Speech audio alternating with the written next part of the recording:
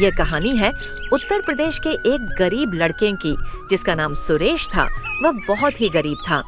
गरीबी इतनी थी कि ना पहनने को गर्म कपड़ा था और ना ही खाने को भोजन नसीब होता था। ठंड इतनी भयंकर थी कि हड्डियां तक जम जाती थी। हवा में बर्फ के कांटे चुभते थे और रातें ऐसी कि बिना आग के जीना मुश्किल हो जाता। सुरेश के पास अपनी कोई जमीन नहीं थी। वो दूसरों की जमीन पर मजदूरी करता था, लेकिन सर्दियों में काम मिलना बंद हो जाता क्योंकि खेत बर्फ से ढक जाते और मजदूरों की उंगलियां सुन्न पड़ जाती। वो जिस घर में रहता था वो भी काफी पुराना था। दीवारों से ठंडी हवा सीधे अंदर घुसती थी, छत से बर्फ टपकती रहती और दरवाजे खिड़कियां इतनी जर्जर कि हवा का एक झोंका भी घर को हिला देता।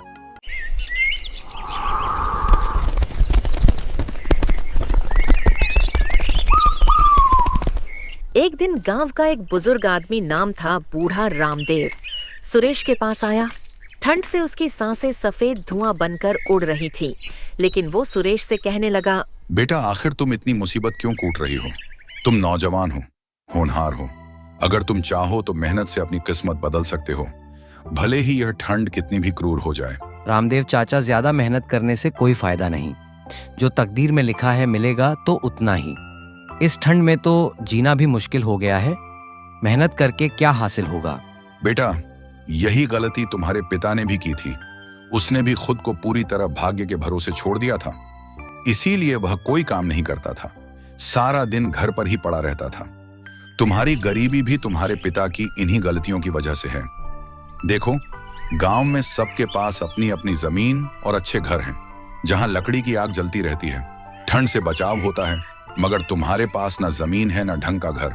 ये टूटा फूटा मकान भी तुम्हारे दादा ने बनाया था, जिसमें ठंड रात दिन राज करती है। बेटा, जब तक तुम किस्मत का रोना रोते रहोगे और ठंड का बहाना बनाते रहोगे, तब तक जिंदगी में कुछ हासिल नहीं कर पाओगे। अभी तुम्हें अपना विवाह भी करना है, और विवाह तभी होगा जब तुम धन कमाओगे, ताकि ठंड से बचने लायक घर और कपड़े जुटा सको। रामदेव चाचा, आखिर मैं क्या काम करूं? गांव में तो कोई काम ही नहीं मिलता, खासकर इस ठंड में जब बर्फ सब कुछ ढक लेती है। कभी मिल भी जाता है तो एक ही दिन का काम मिल पाता है और ठंड से हाथ पांव सुन्न हो जाते हैं। बेटा, यह दुनिया बहुत बड़ी है, इसमें काम की कोई कमी नहीं। तुम्हें गांव में काम नहीं मिलता तो दूसरे गांव में काम तलाश करो, भले ही ठंडी हवाओं में पैदल चलना पड़े। अगर तुम कोई काम करने लगे और इस घर की मरम्मत करवा ली, दीवारें मजबूत करवा ली, ताकि ठंड अंदर ना आ सके, तो मैं तुम्हारा विवाह करवा दूंगा। विवाह का नाम सुनकर सुरेश में जोश भर गया।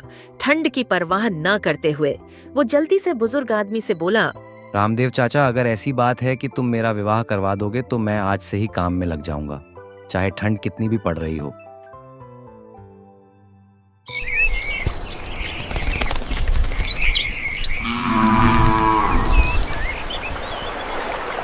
विवाह होने की खुशी में सुरेश दूसरे गांव में जाकर मजदूरी करने लगा। वह कई महीनों तक काम करता रहा, ठंडी सुबह में उठकर बर्फीली हवाओं में भी मेहनत करता।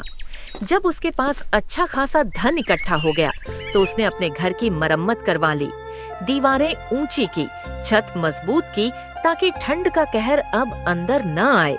अब उसके पास सब कुछ था जिससे वह विवाह कर सके। गर्म कपड़े, आंख की व्यवस्था, उसे समझ आ गया कि मेहनत से किस्मत बदली जा सकती है, ठंड को भी हराया जा सकता है।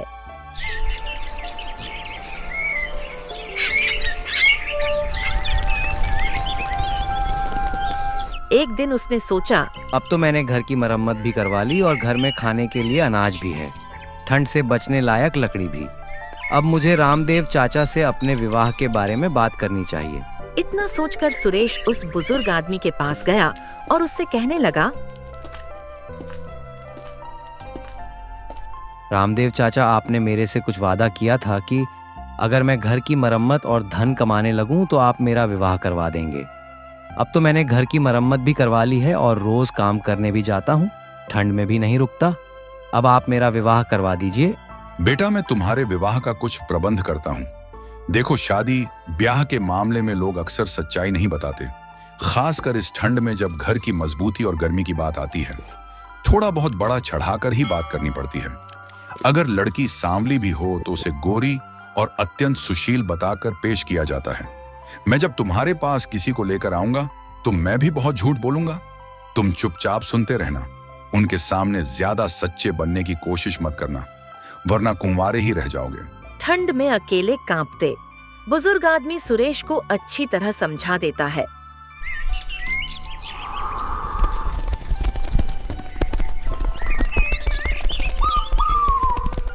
कुछ दिनों बाद एक आदमी को लेकर सुरेश के घर आता। ठंड से सब कांप रहे थे। फिर रामदेव बोला, देखो श्यामलाल, ये लड़का गांव का सबसे होनहार, चतुर, चालाक और मेहनती लड़का है। इसके पास 100 बीघा बटाईदारी जमीन है। उसमें बहुत अन्न उपजता है। ठंड में भी फसल सुरक्षित। घर में अकेला रहता है। तुम्हारी बेटी आते ही रानी बन जाएगी। ठंड का कोई असर नहीं पड़ेगा। ऐसा लड़का तुम्हें कहीं ढूंढने से भी नहीं मिलेगा। जिस आदमी को बुजुर्ग लेकर आया था उसे खेती और जमीन संबंधित कोई ज्ञान नहीं था। ठंड में खेती की मुश्किलें भी नहीं पता।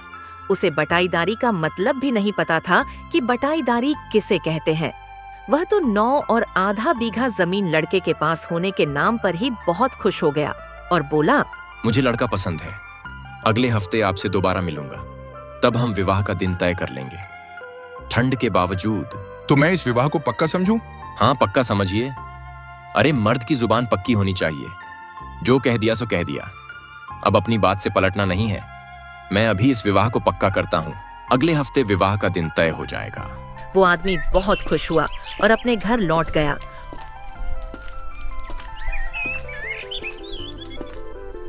और खुश होता हुआ अपनी पत्नी से कहने लगा, भाग्यवान, आज मैं बहुत खुश हूँ। हमारी बेटी का रिश्ता एक अच्छे घर में पक्का कराया हूँ। लड़का अमीर है, घर में अकेला है और उसके पास अपनी बटाईदारी की 9 बीघा जमीन है। खाने पीने की कोई कमी नहीं होगी।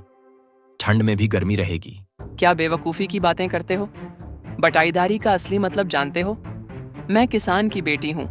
मुझे बटाईदारी का मतलब अच्छी तरह मालूम है और ठंड में उसकी मुश्किलें भी।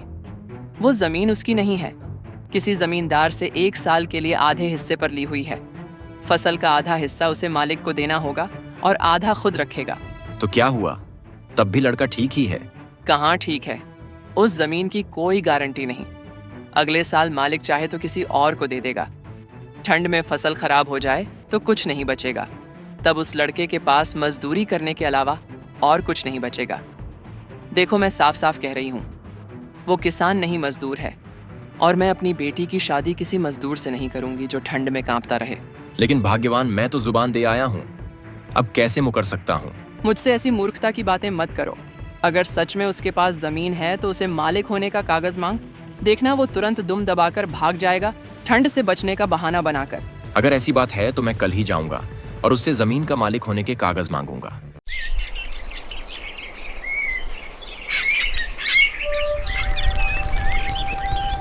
अगले दिन सुबह श्यामलाल सुरेश के घर पहुंच जाता है। ठंड से उसका चेहरा लाल हो रहा था। श्यामलाल को अपने घर देख सुरेश जल्दी से बुजुर्ग आदमी को बुला लाता है। बुजुर्ग श्यामलाल से कहता है, लगता है बात जम गई। आप जुबान के पक्के निकले। चलो अब विवाह की बात आगे बढ़ाई जाए। ठंड के इस मौसम में मैं अपनी जुबान का पक्का हूँ। वादा करके मुकरना मुझे आता ही नहीं। लेकिन आप भी अपने वादे पर टिके रहिए। अब आप मुझे लड़के की जमीन के कागज दिखा दीजिए ताकि साफ हो जाए कि लड़के के पास 9 बीघा जमीन है। इतना सुनते ही ठंड के मौसम में भी बुजुर्ग आदमी के चेहरे से पसीना टपकने लगा। वो जल्दी से बोलता है, भाई, आप शायद ठीक से समझे नहीं। अभी लड़के के पास बटाईदारी के खेत हैं, लेकिन आप चिंता मत कीजिए, ये जल्दी ही वह जमीन खरीद लेगा ठंड के बाद। मुझे बेवकूफ समझते हो क्या?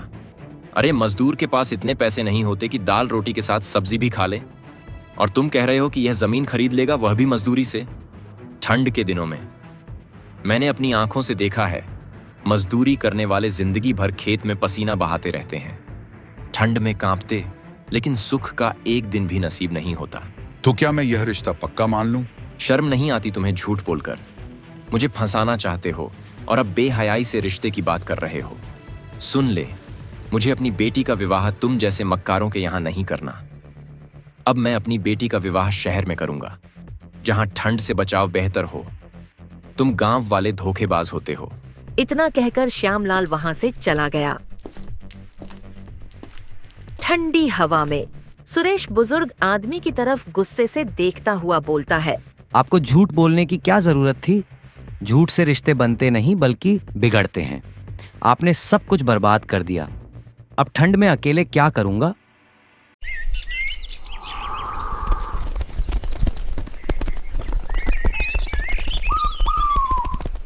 विवाह की बात बिगड़ जाने से सुरेश का मन टूट गया। अब उसका काम में भी मन नहीं लगता। जहां भी काम करने जाता ढंग से मेहनत नहीं करता। लोग उससे नाराज होकर उसे काम से निकाल देते हैं। सबको उसके निकम्मेपन की खबर मिल चुकी थी और ठंड में कोई जोखिम नहीं लेना चाहता। धीरे धीरे हालात बिगड़े कि उसके भूखे मरने की नौबत आ गई। ठंड से शरीर कमजोर पड़ने लगा।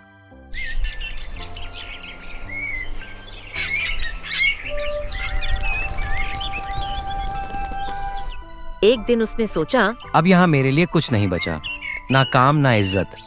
घर के नाम पर टूटा फूटा मकान है जो बाबा दादा के जमाने का है। ठंड का सामना नहीं कर सकता। अच्छा होगा कि अब शहर चला जाऊं, शायद वहाँ कुछ काम मिल जाए। बहुत सोच विचार के बाद सुरेश दूसरे दिन घर से शहर के लिए निकल गया। ठंडी सुबह में, मगर उसे पता नहीं था कि शहर कहाँ है, वहाँ काम कैसे मिलेगा।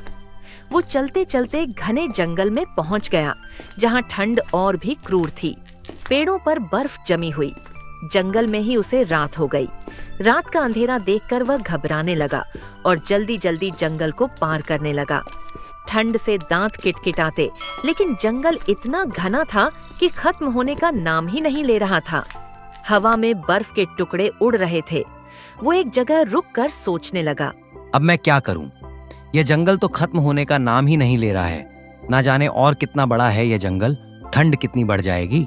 सुरेश यह सोच ही रहा था कि तभी उसकी नजर एक बुढ़िया पर पड़ी, जिसका नाम था सविता। गाय को लेकर जा रही थी। ठंड से उसकी साड़ी पर बर्फ जम रही थी। यह देख सुरेश की जान में जान आई। जरूर यह बुढ़िया इस जंगल में रहती है। अब रात में मैं इस बुढ़िया के घर ठहर सकता हूँ। भले ही यह मुझे भोजन ना दे, लेकिन रहने के लिए आसरा तो जरूर दे सकती है। ठंड से बचने को सुरेश चुपचाप बुढ़िया के पीछे चलने लगा। कुछ दूर चलने के बाद सुरेश ने देखा कि जंगल में एक छोटा सा घर है और उस घर के बराबर में एक छोटी सी झोपड़ी है।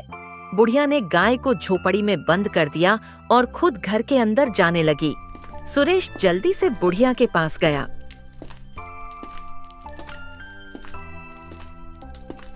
सुरेश को देखकर बुढ़िया हैरान रह गई। वो सुरेश से कहने लगी, अरे कौन हो तुम और यहाँ कैसे आना हुआ?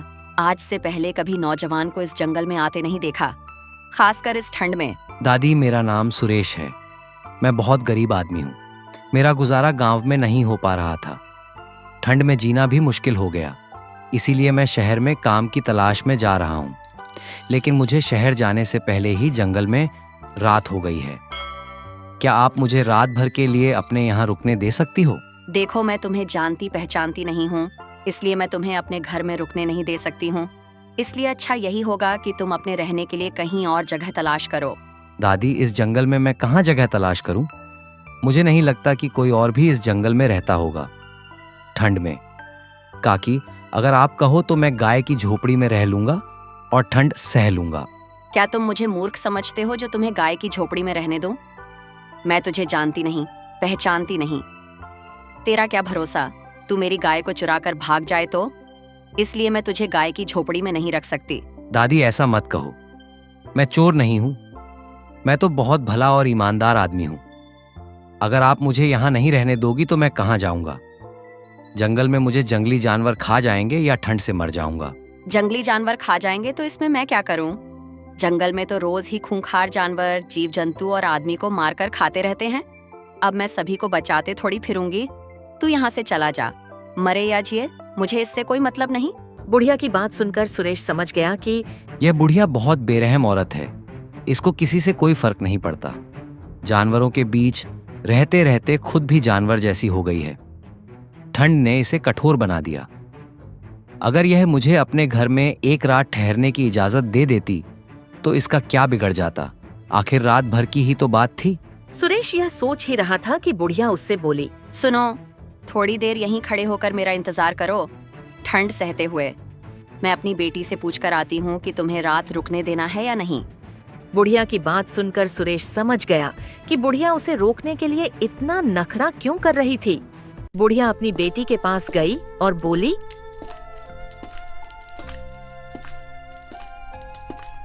अरे कोमल, बाहर एक लड़का खड़ा है, हमारे घर में ठहरना चाहता है। तू एक बार उसे देख ले, अगर तुझे पसंद आ जाए तो मैं उसे यहाँ रुकने के लिए कह दूंगी। माँ, इसमें पसंद नापसंद की कौन सी बात है। उसे रात भर के लिए यहाँ रुकने दो। बेचारा बहुत परेशान है, ठंड से कांप रहा। बेवकूफों जैसी बातें मत कर, तू उसे एक बार देख तो सही। माँ, आप भी हद करती हो। मैं उसे देखकर क्या करूँगी? मुझे क्या उसे विवाह करना है? हाँ, तुझे उसे विवाह ही करना है। अब तेरी विवाह की उम्र हो गई है और मुझे तेरे विवाह की चिंता होने लगी है, ठंड में अकेली। यह लड़का बहुत भोला और ईमानदार है, ऐसा लड़का बार बार नहीं मिलता, ठंड में भी मेहनती। इसलिए मेरी बात मान और उस लड़के को देख ले। तू नहीं जानती कि इसे भगवान ने तेरे लिए भेजा है, वरना कितने साल गुजर गए, यहाँ कोई नहीं आया। कोमल भी विवाह करना चाहती थी। वह तो सिर्फ अपनी माँ के सामने फिजूल में बनकर दिखा रही थी। माँ, मैं लड़के को देख चुकी हूँ, वो मुझे पसंद है, मैं उससे विवाह को तैयार हूँ। अपनी बेटी की बात सुनकर बुढ़िया बाहर आई और सुरेश से बोली, बेटा, तू मेरे घर में रह सकता है, अंदर आजा, ठंड से बच। बुढ़िया ने सुरेश को घर के अंदर बुला लिया, जहाँ थोड़ी आग जल रही थी। सुरेश ने सोचा, बड़ी मुश्किल से बुढ़िया उसे घर में रोकने के लिए राजी हुई है, इसलिए उसकी बेटी की तरफ आंख उठाकर भी नहीं देखेगा। सुरेश सिर झुकाए घर में बैठा रहा, ठंड से अभी भी कांपता। सुरेश को इस तरह देखकर बुढ़िया बोली, बेटा, तुम तो बड़े शर्मीले हो, नजर उठाकर भी नहीं देखते। दादी, मुझे लड़कियों से बहुत शर्म आती है, सामने पड़ते ही घबरा जाता हूँ, समझ नहीं आता कि क्या करूँ। और जब तुम्हारा ब्याह होगा तब अपनी पत्नी का सामना कैसे करोगे ठंडी रातों में? यही सोचकर तो डर लगता है दादी। अरे, इसमें डरने की क्या बात, लड़की कोई खतरनाक जानवर थोड़ी है जो वो तुझे खा जाएगी। वो तो बहुत ही कोमल और दिल की सच्ची होती है। अब तुम खाना खाकर आराम करो, कल सुबह तुम्हें शहर भी तो जाना है ठंडी राह पर। सुरेश को कभी इतना पैदल चलने की आदत नहीं थी, ठंड में तो और मुश्किल, इसलिए आज वो काफी थक गया था।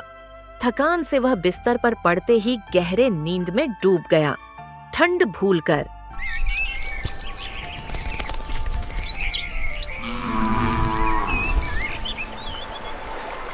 अगली सुबह वो खुद से नहीं जाग पाया। बुढ़िया की बेटी कोमल ने आकर उसे जगाया तो वह हड़बड़ाकर उठा और बोला, अरे माफ करना, मुझे उठने में थोड़ी देर हो गई, मुझे तो बहुत दूर जाना है ठंड में। इतना कहकर सुरेश जाने ही वाला था, लेकिन तभी कोमल ने उसे रोक लिया और कहा, आप ऐसे कैसे जा सकते हैं? कुछ जानते भी हो? मैंने रात में सपना देखा, सपने में मेरा आपसे विवाह हो चुका था। अब आप मेरे पति हैं, इसलिए आप मुझे छोड़कर नहीं जा सकते। ये आप क्या कह रही हो? सपना सच थोड़ी होता है। मैंने सुना है सुबह का सपना सच होता है, इसलिए अब मैं आपकी पत्नी हूँ और आप मेरे पति। मैं नहीं मानता, तुम पागल हो गई हो। मैं जा रहा हूँ। देखो, आप यहाँ से नहीं जा सकते, अगर चले गए तो मैं अपनी जान दे दूंगी। ऐसा गजब मत करना, मैं रुक जाता हूँ, मगर तुम्हारी माँ तुम्हें छोड़ेगी नहीं। माँ कुछ नहीं कहेंगी, वो तो कब से चाह रही है कि मेरा विवाह हो जाए। आपको देखकर तो वह बहुत खुश होंगी। बुढ़िया शाम के वक्त गाय लेकर घर आई तो घर में सुरेश को देखकर मन ही मन बहुत खुश हुई। वह जो चाहती थी वही हुआ। बेटी ने सुरेश को विवाह के लिए मना लिया। बुढ़िया सुरेश से बोली, बेटा, क्या हुआ, तुम शहर नहीं गए? दादी, मैं शहर जा रहा था, लेकिन तुम्हारी बेटी ने जाने नहीं दिया। यह ना जाने कैसी कसी बेवकूफों जैसी बातें कर रही है। बुढ़िया की बेटी बुढ़िया को सारी बात बता देती है। फिर बुढ़िया सुरेश से कहती है, बेटा, अब तुम्हें ना डरने की जरूरत है और ना ही कहीं जाने की। अब तुम हमारे साथ ही रहोगे, ठंड से सुरक्षित। बेटा, मैं कोई जंगली औरत नहीं हूँ, मैं लायलपुर गांव के जमींदार की पत्नी गीता हूँ। जमींदार ने एक नीच औरत के बहकावे में आकर दूसरी शादी कर ली। उस औरत के कहने पर ही उसने मुझे और मेरी छोटी बेटी को जिंदा जलाने की साजिश रची। जब मुझे इसका पता चला तो मैं अपनी नन्ही बेटी को लेकर गांव से भाग आई। तब से हम यहीं इसी जंगल में रहते हैं, ठंड का सामना करते। इस जंगल में रहते हुए हमें 20 साल हो गए ठंडी रातें काटते, लेकिन बेटा पाप का घड़ा कभी ना कभी तो भर ही जाता है। एक दिन उस नीच औरत ने जमींदार की हत्या करके अपने चहीतों के साथ जमींदारनी बन बैठी। वो खुद ही राजा के पास जाकर जमींदार की हत्या का मामला दर्ज कराई ताकि किसी का शक उस पर ना जाए, लेकिन राजा के गुप्तचरों ने सब राज खोल दिए। असली हथियारनी वो नीच औरत ही निकली। तब राजा के सैनिकों ने उसे पकड़ लिया और जल्द ही उसे फांसी हो जाएगी। हमारा पुराना वफादार नौकर मुझे यह खबर देने जंगल आया था, ठंड में भी। बेटा जमींदार लाख बुरे थे, मगर मरने से पहले उन्होंने सारी जमींदारी अपनी बेटी कोमल के नाम कर दी है। अब से वह जमींदारनी है। कल हमारा नौकर हमें लेने आएगा और हम अपने घर लौट जाएंगे। कोमल तुम्हें अपना पति मान चुकी है, इसलिए अब तुम उसके पति हो। बेटा याद रखना, हम धन के लिए अपना ईमान नहीं बेचते। दादी, आप सचमुच बहुत बड़े दिल की औरत हैं। इस दुनिया में कैसी कैसी स्त्रियां होती हैं। कोई पति के लिए अपनी जान की कुर्बानी भी कर देती है और कोई लालच में अंधी होकर सब कुछ बर्बाद कर देती है। बिल्कुल बेटा, यही तो दुनिया है। इसमें भली औरत भी रहती है जो अपने पति के लिए सब कुछ न्यौछावर कर देती है, और कुछ औरतें सिर्फ धन से मोह करती हैं। उनके लिए पति खिलौना होते हैं। जैसे बच्चा रोज नया खिलौना बदलता है, वैसे ही वह रोज पति बदलना चाहती हैं।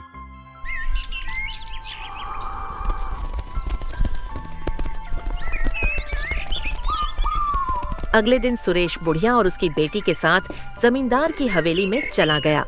ठंडी राह पार करके और कोमल जमींदारनी बन गई। उसके बाद सुरेश अपनी पत्नी और बुढ़िया के साथ खुशी से रहने लगा। ठंड का कहर अब खत्म हो चुका। दोस्तों, उम्मीद करते हैं कि कहानी आपको पसंद आई होगी। अगर पसंद आई है तो इस वीडियो को लाइक और चैनल को सब्सक्राइब करके इसे अपने दोस्तों के साथ शेयर करना ना भूले। धन्यवाद।